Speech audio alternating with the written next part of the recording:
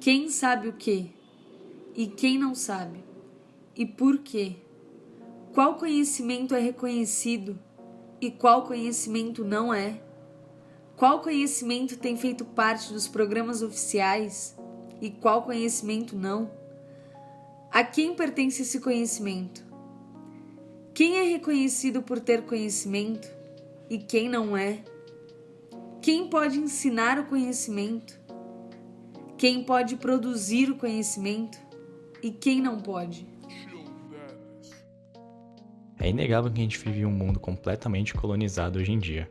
Todas as formas de mídia, seja filmes, séries, quadrinhos, o que temos como referência e o que aprendemos, quase tudo é pautado em uma visão eurocêntrica ou estadunidense. Desde a nossa infância, somos expostos a programas, histórias e aos conhecimentos que originalmente vieram desses lugares. Isso é fruto de um processo histórico que formou o mundo durante séculos e molda ele até hoje. Esse processo histórico tem início no colonialismo, que é uma forma de imposição de autoridade de uma cultura sobre a outra. Ela pode acontecer de forma forçada através do poder militar ou por outros meios como linguagem, arte, filosofia e mesmo na forma de entender o mundo. Alguns exemplos são a invasão da América e da África pelos povos europeus, conhecidas muitas vezes como colonização, terminologia que revela um pensamento eurocêntrico.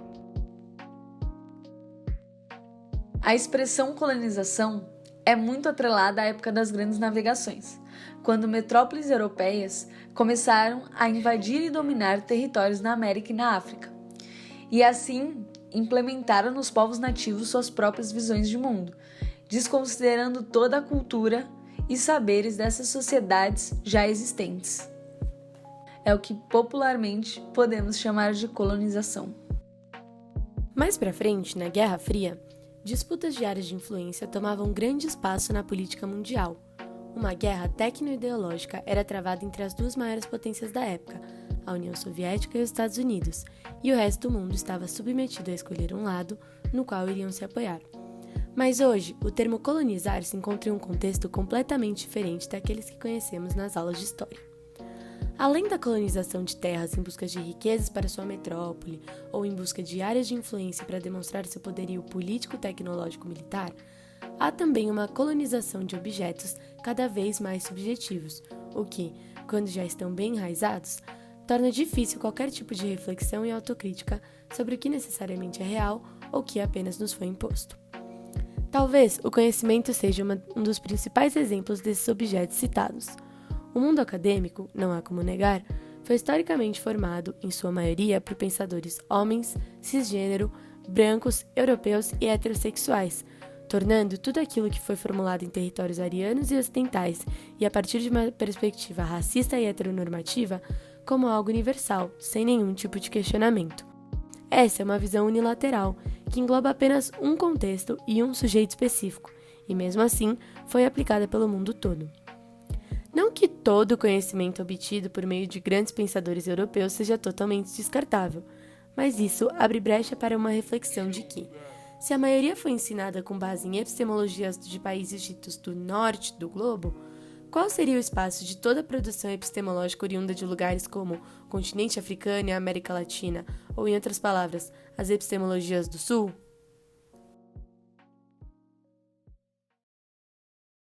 Mas o que são as epistemologias do norte? Epistemologia é a teoria do conhecimento e busca defini-lo a partir de uma determinada visão de mundo. A produção de conhecimento, que começa na Grécia Antiga, com filósofos como Platão e Aristóteles, dá início às epistemologias do norte. Essa ganha força na Idade Média com o apoio da Igreja Católica como instituição, que exercia grande influência na política e cultura, determinando os valores daquela sociedade. Essa perspectiva se fortalece ainda mais após a Idade Média, a partir do século XV, principalmente com as grandes navegações e a expansão do comércio. Com isso, surge uma nova visão de homem, não mais centrada em Deus, mas no próprio homem, alterando a relação com o mundo ao seu redor. Consequentemente, há uma nova relação natureza-cultura. O conhecimento passou a ser baseado na razão e pautado em um método. Desde então, essa epistemologia europeia sustentou os saberes produzidos que modificaram o mundo e foram usados para colonizar e dominar povos não europeus. Eu acho que sintetizar essa epistemologia do norte global, né, que seriam a Europa, Estados Unidos em especial, nos leva assim a caracterizar essa epistemologia como uma epistemologia da ênfase ou da relação que é a de saber-poder. Saber-poder. Né? Essa chamada ciência moderna, que vai trazer isso, que marca essa epistemologia, nasce com a emergência do capitalismo. Né? A gente viu isso aí na disciplina de bases, ela vinculada a essas necessidades e a esses interesses emergentes, ela vai trazer isso que é uma ênfase na racionalidade humana. Esse homem racional, ele seria capaz, então, aliado a essa suposição, que é uma suposição da existência de regularidades na natureza, o homem cada vez mais se enxerga em função dessa racionalidade, do domínio dessa racionalidade, do emprego dessa racionalidade como alguém que seria capaz e vai buscar toda uma discussão que suporte, né, isto, inclusive todo o que seria uma metodologia que suporte isso, capaz de dominar a natureza, ou seja, capaz de prever a ocorrência de eventos, controlar a ocorrência de eventos, e nesse sentido controlar, né, a própria natureza em seu próprio benefício. Então, vocês lembram, o Bacon, ele dirá, a gente só consegue dominar a natureza obedecendo-a, e saber é poder. A própria perspectiva cartesiana é uma perspectiva que vai colocar no trono essa racionalização, essa razão, né, como essencial aí, e como grande diferenciador do ser humano, inclusive em relação a todas as outras espécies, o que possibilitaria, quer dizer, se nós não somos esse universo mecânico, e se nós não somos diferentes, né, no que diz respeito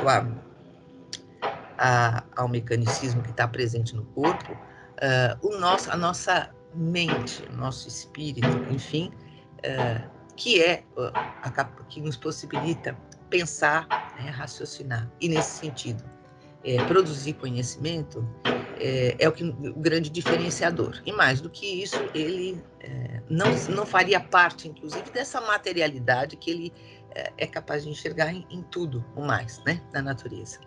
Ou seja, seria algo imaterial, não mecânico, enfim, diferenciado. De qualquer forma,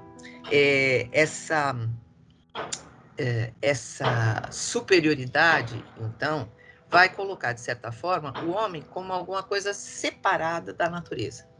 Né?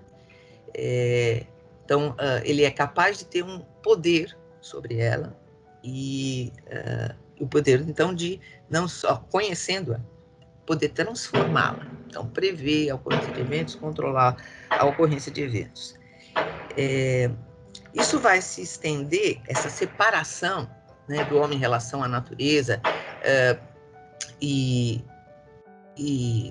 essa superioridade com que ele se enxerga em relação ao restante do universo, a gente vai ver se transfere, inclusive, em função das condições, né, vividas,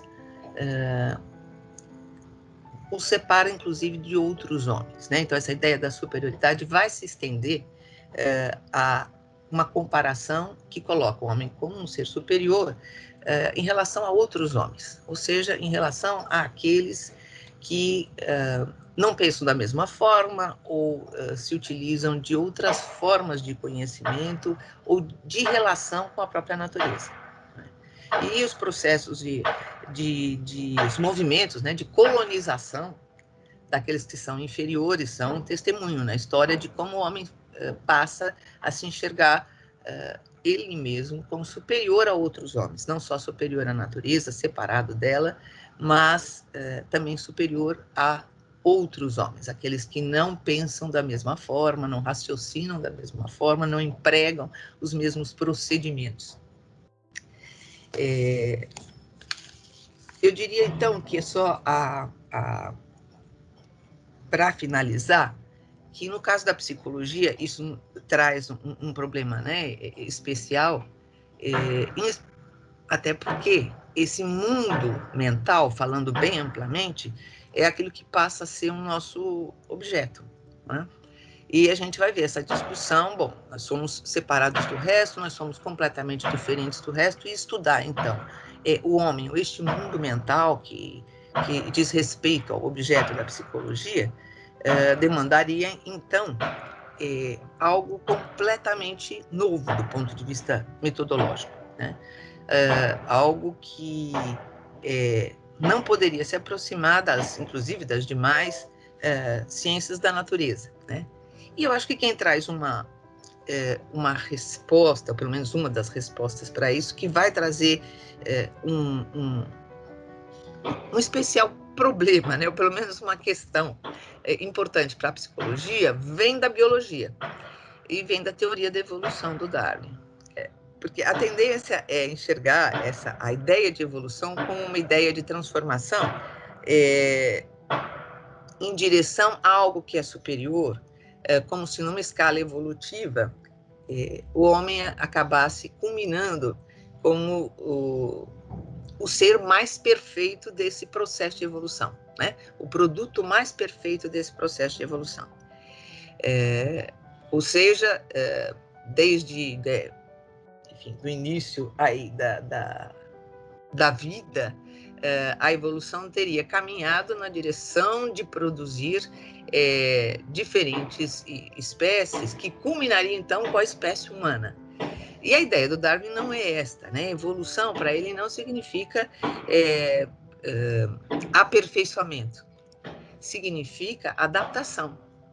Ou seja, as transformações a qual as diferentes espécies acabaram sendo submetidas e que resultaram na forma como elas hoje, inclusive, existem, tem a ver com uma relação, enfim, são frutos, na verdade, de variação e de seleção, né?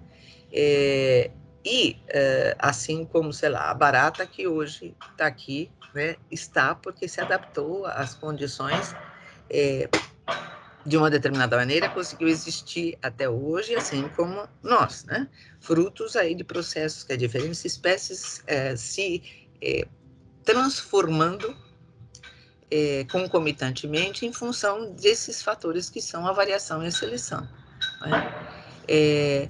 Então, como pensar numa mente, inclusive, humana, ou numa superioridade humana, vamos dizer assim, pautada na ideia desta razão e desse mundo mental que seria nosso privilégio, essa imaterialidade, inclusive, essa grande diferença em relação ao resto da natureza, se nós concebemos a teoria do Darwin, né, como alguma coisa plausível.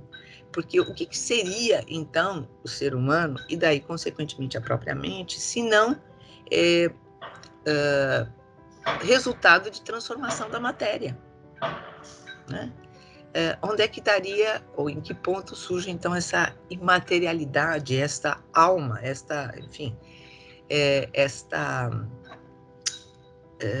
isto em que o homem tende a apoiar, né, de maneira geral, a sua superioridade, né, inclusive em relação às outras espécies, no que diz respeito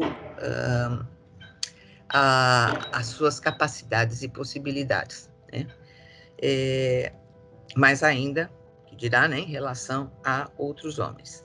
De qualquer forma, isso coloca para a psicologia, e eu acho que as diferentes abordagens em psicologia têm na sua base, do ponto de vista epistemológico, uma questão a responder em relação a essa concepção, ou uma das concepções que, do ponto de vista da epistemologia, é relevante para a gente pensar, inclusive, o próprio método de uma forma geral, que é a própria concepção de homem, que implicará em como a gente concebe, inclusive, o nosso objeto de estudo.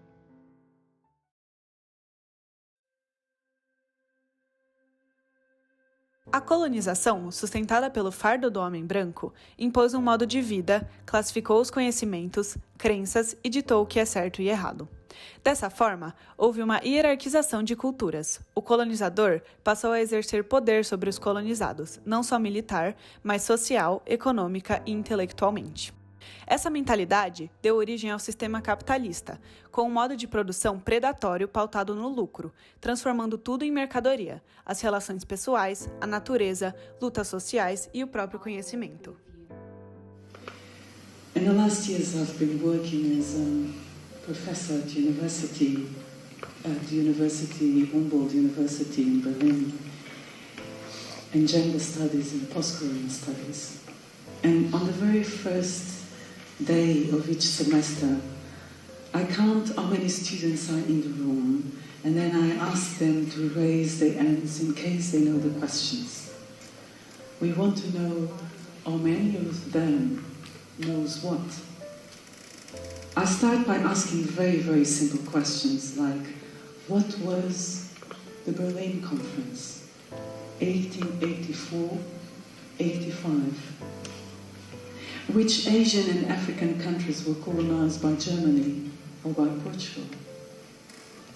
How many years did the colonization last? And then I conclude with more specific questions such as, who was Amílcar Cabral? Who was Queen Muzinga? When was Patrice Lumumba assassinated? Who was Maya Angelou? Who wrote Black Skin, White Masks? Name a book by Audre Lorde. De que língua deriva o termo quilombo? E quilombo, sabem o que significa? Quantas línguas, não dialetos como se diz, línguas, são faladas em Angola? Very, very simple questions.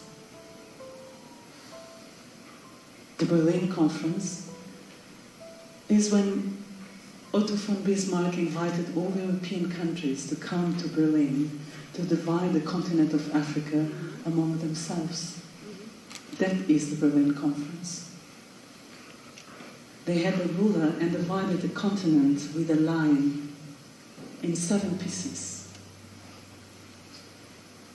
One piece for the Germans, one piece for the Belgians, for the British, one piece for the Italians, one piece for the French, one piece for the Spanish, and one for the Portuguese. The seminars were always made of 80 or 100 students. It was always packed, and most of the students could not answer these questions. They were reluctant to respond. You ask yourself, but how is it possible to be on the first, third, second, fourth year of university and you don't have an answer to such basic knowledge? Then finally, some of the students, very few, mostly black students and students of color, started very carefully to raise their hands as an answer. At that particular moment, the room became a performative space where the idea of knowledge was being exposed and questioned. They could indeed visualize that the concept of knowledge is intrinsically linked with race, gender, and power. Suddenly those who are usually unseen become visible, and those who are always seen become invisible. Those who usually are silent started speaking, and those who always speak became silent. Silent not because they cannot articulate their voices or tongues or because they have a mask, but rather because they do not possess that knowledge. As you see, the concept of knowledge is not a simple apolitical study of truth. It is not, but rather the reproduction of racial and gender power relations, which define not only what counts as true, but also in whom to believe. Knowledgeable becomes then all epistemologies that reflect the specific political interests of a white colonial patriarchal society. Please let me tell you what epistemology is. Epistemology has derived from the Greek words episteme, meaning knowledge, and logos, meaning science, is the science of the acquisition of knowledge. That means it determines the themes, which questions, which topics deserve attention, and which questions merit to be questioned in order to produce knowledge. Second, paradigms, which narratives and interpretations can be used to explain a phenomenon, so to say, from which perspective can you produce knowledge? And third, the methods, in which form and format can be used to produce truthful knowledge. Epistemology, as I said, defines not only how to produce knowledge, but also who can produce knowledge, with which questions, which perspective, and which format. So to say, it defines in whom to believe. It is so common to hear how interesting our work is, but a little bit too specific. This is not objective at all, is it? You have to be a little bit more neutral. If you want to be an academic, you cannot be personal. Science is universal, not subjective. Your problem is that you overinterpret reality. You must think that you are the queen of interpretation. These are remarks that illustrates the colonial hierarchy in which black people reside. As soon as we start speaking and delivering knowledge, our voices are silenced by these comments, which actually function like a metaphorical mask. They place our discourse back at the margin as deviant in knowledge, while white discourses remain at the center as the norm. When they speak is scientific, when we speak is unscientific. When they speak is universal, when we speak is specific. When they speak is objective, when we speak is subjective. When they speak is neutral, we are personal. They are rational, we are emotional. They are impartial, we are partial. They have facts, we have opinions, they have knowledge, and we have experiences. We are not dealing here with the peaceful coexistence of words, no, but rather with a violent hierarchy which defines who can speak. Como teorizado pela filósofa Hannah Arendt, essa mentalidade imperialista por meio do discurso hierarquizava as etnias, culturas e, portanto, os saberes.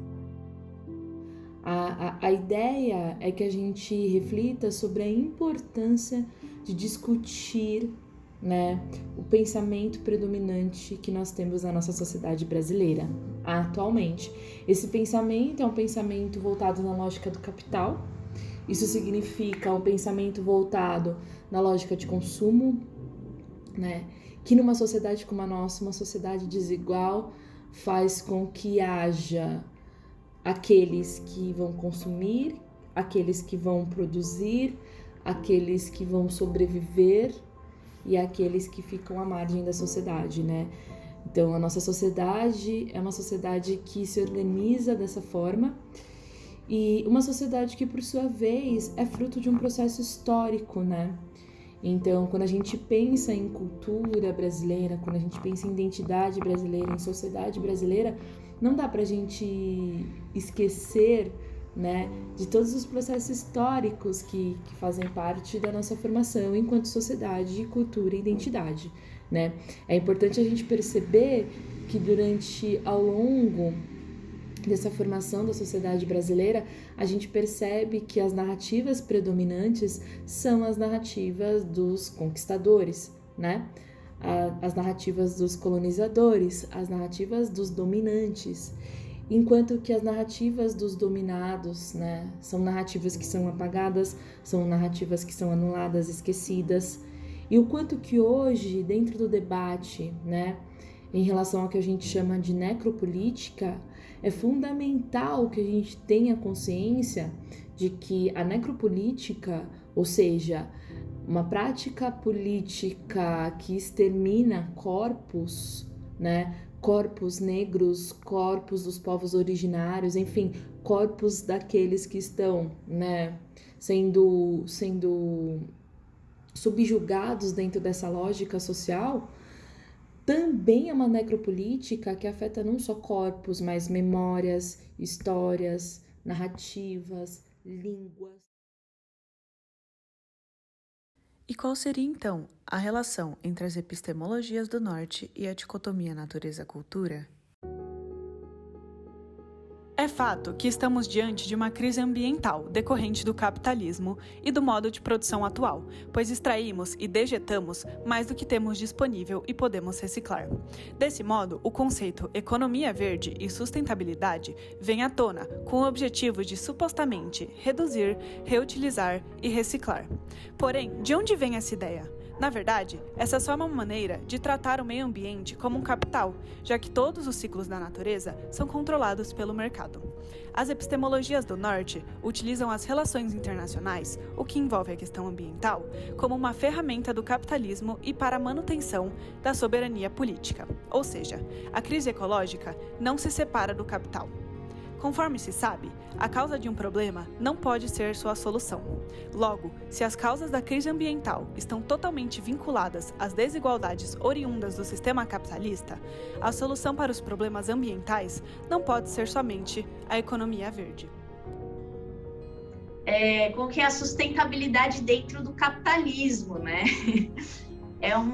Ao meu ver, é meio que uma ilusão, assim. Eu acredito que... Porque tá na raiz do sistema capitalista a exploração, né?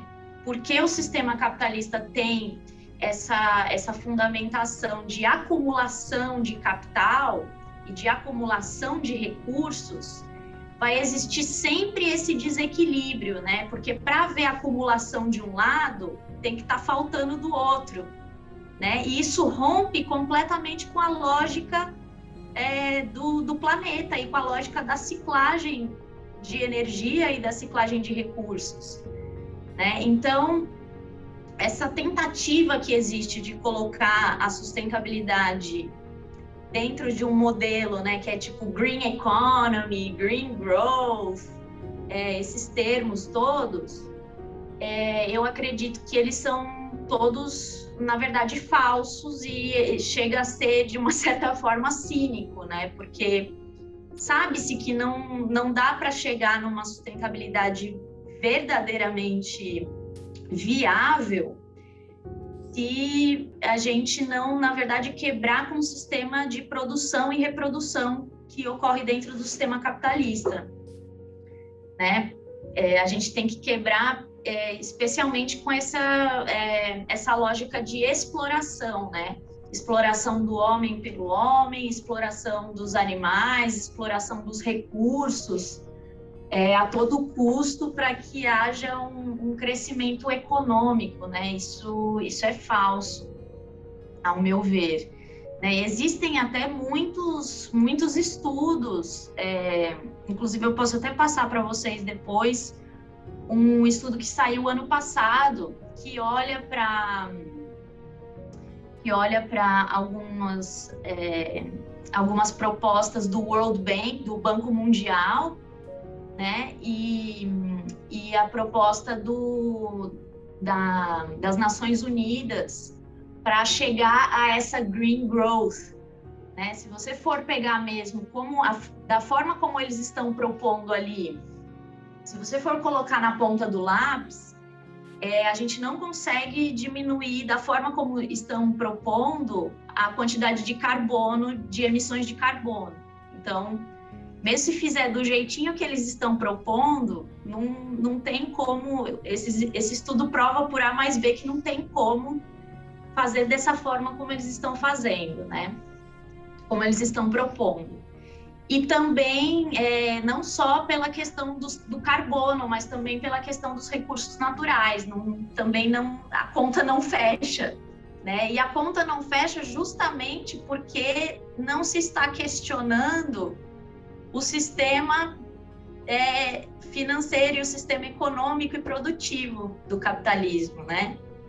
Então, um pouco, fica muito superficial essa questão, né? Fica muito superficial essa fala, assim, de, não, vamos chegar à sustentabilidade, vamos diminuir, né? Vamos mudar a matriz produtiva, vamos reciclar, né? Essas coisas todas. Na verdade, o que a gente precisa é uma distribuição mais igualitária, né, de oportunidades e de recursos. Inclusive, a gente gasta muito recurso, quase 50% da comida que o mundo inteiro produz perde-se. A gente desperdiça quase metade da comida que a gente produz no mundo, justamente porque essa distribuição não é feita adequadamente, né? Porque existe um sistema de mercado que não permite com que esses alimentos sejam distribuídos, né,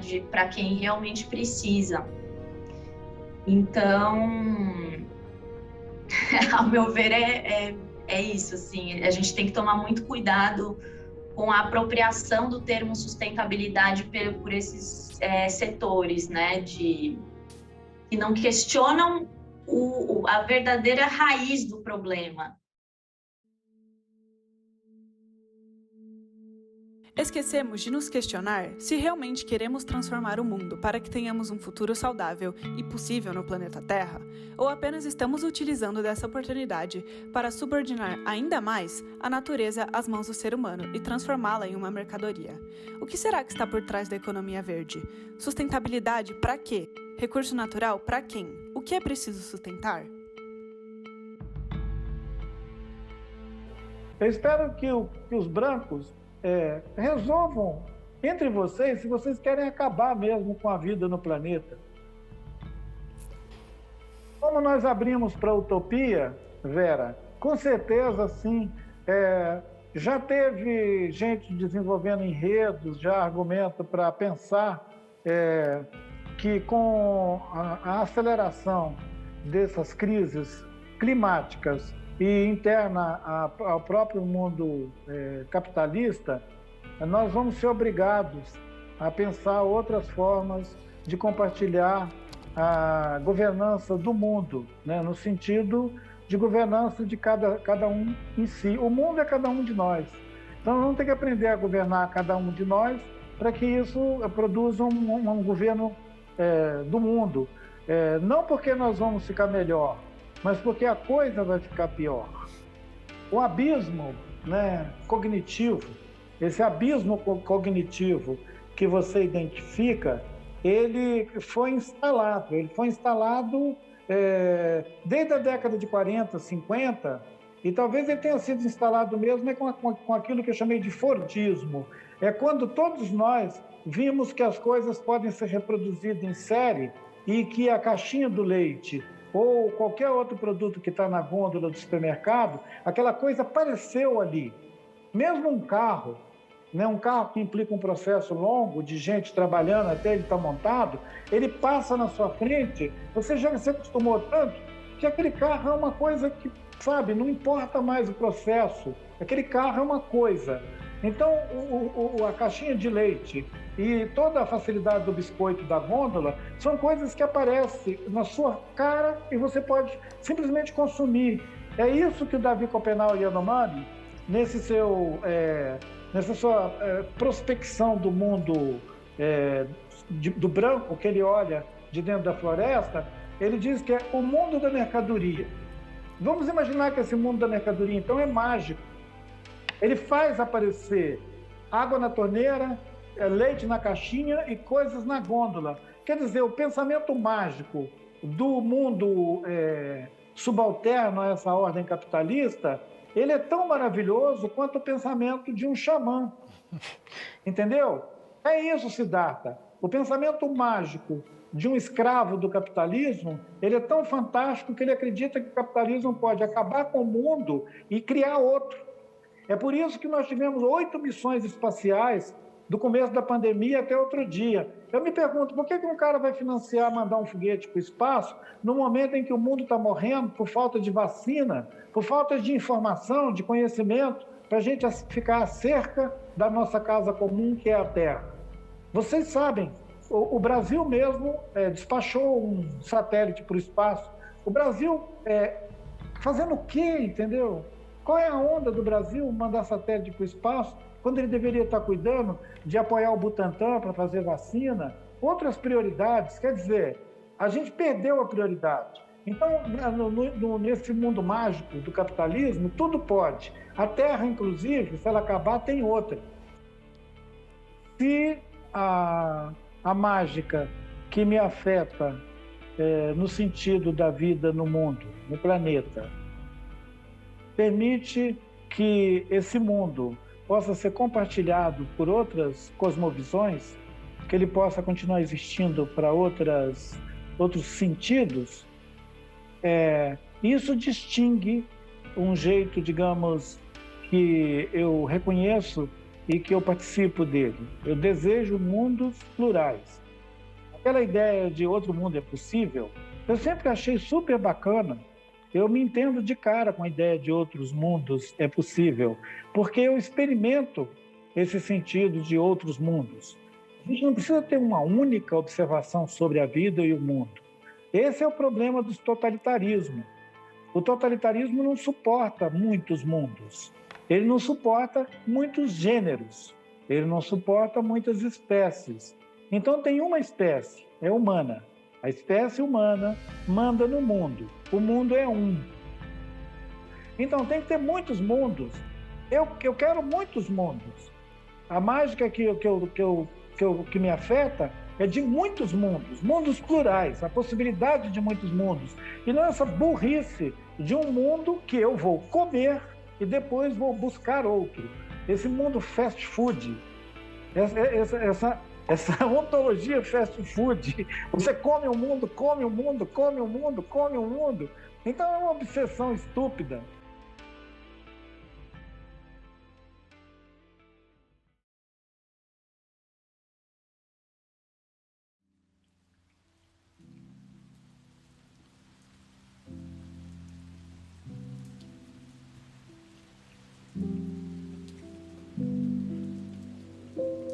Então, a importância de refletir sobre isso, né? Sobre o embate, a relação, a dinâmica entre epistemologias do Sul e do Norte, faz com que a gente reflita também sobre formas de resistir. E uma das formas de resistir é a gente ressignificar essas narrativas, é a gente garantir espaço para esses grupos, né? É a gente resgatar, a gente preservar, né? Todo esse conhecimento, toda essa presença, todo esse espaço, todas essas línguas, todas essas histórias e costumes. Então é fundamental que a gente entre em conexão com isso, né? Hoje em dia, né? Por conta da presença de vários escritores na Chimamanda, a gente pode resgatar a Chimamanda, a importância da filósofa Djamila Ribeiro, por exemplo, né? A importância de escritores como Mia Couto, também de músicos como Emicida. A gente tem um resgate de alguns valores que são fundamentais, né? Então, quando eu tenho a discussão sobre o que é lugar de fala, quando eu tenho a discussão de uma educação antirracista, quando eu tenho uma discussão sobre o conceito de Ubuntu na música do Emicida, por exemplo, são formas de eu articular uma resistência e dizer essas filosofias, essas visões de mundo, essas organizações sociais sobrevivem, existem, resistem. Então, esse tipo de debate, esse tipo de discussão mostra a pertinência, né? A pertinência da gente trazer à tona o quanto esses povos foram marginalizados, abandonados, o quanto eles são marginalizados e abandonados, né? Em um contexto como esse, em um contexto de pandemia, a gente consegue observar muito bem isso, né? Quem é que morre, quem é que fica à margem, quem é que não chega nas políticas públicas. Então, pensar resgatar valores que vêm de povos africanos, de povos originários, é sim uma resistência e a resistência precisa acontecer.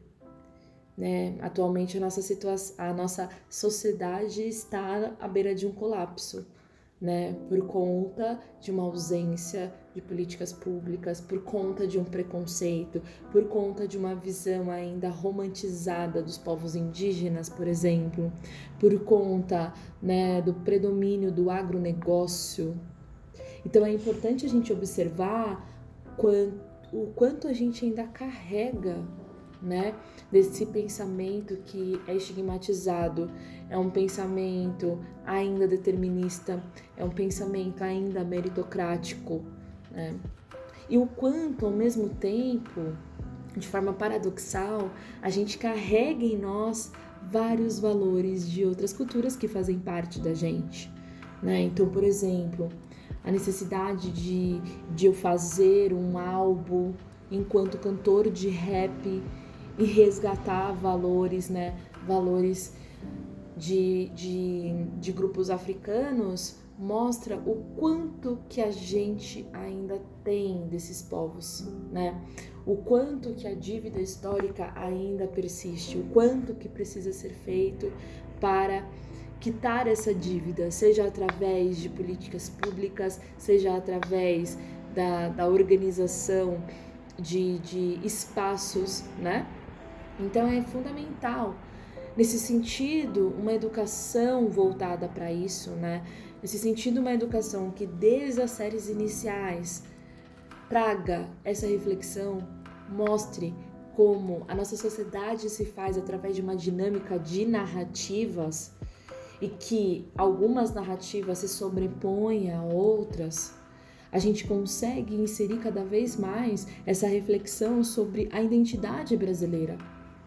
E isso é fundamental, porque a partir do momento em que eu percebo que o que a gente chama de ser brasileiro é, na verdade, algo muito, muito múltiplo, eu acredito que a gente consiga ter cada vez mais pessoas que tenham empatia, pessoas que peguem para si essa pauta, pessoas que cobrem dos seus eleitos políticas, inclusões, aberturas, reparações de dívidas históricas.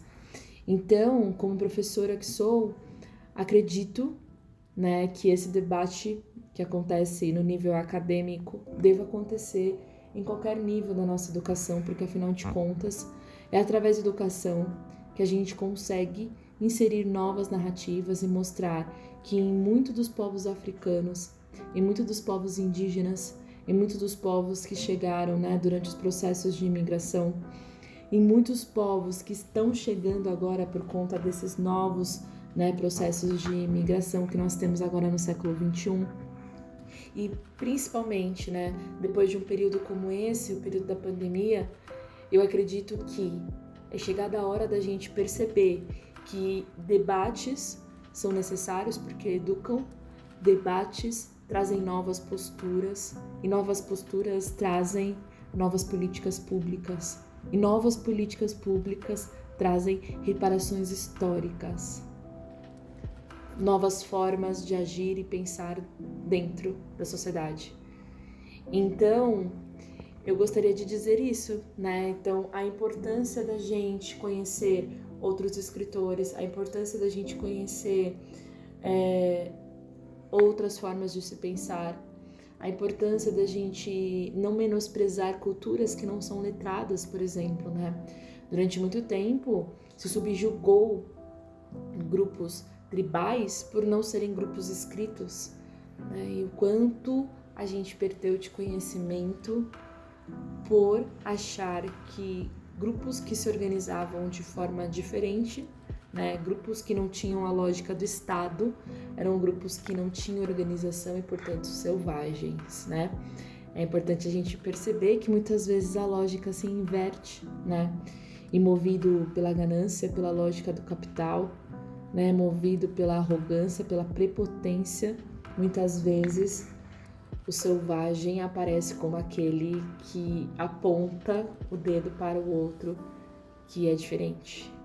Então, no caso da sociedade brasileira, pensar numa relação de alteridade é fundamental, como combate à necropolítica, como combate a atitudes preconceituosas, cotidianas, normalizadas, e também como resistência e bandeira, né?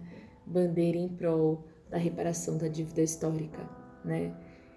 Aí a necessidade de resgatar, né, pensamentos e filosofias como das culturas africanas, né? A ideia de Ubuntu, por exemplo, que é uma ideia de alteridade e vai contra essa lógica do capital, essa lógica do trabalho enquanto eles dormem, né? É importante a gente pensar nisso.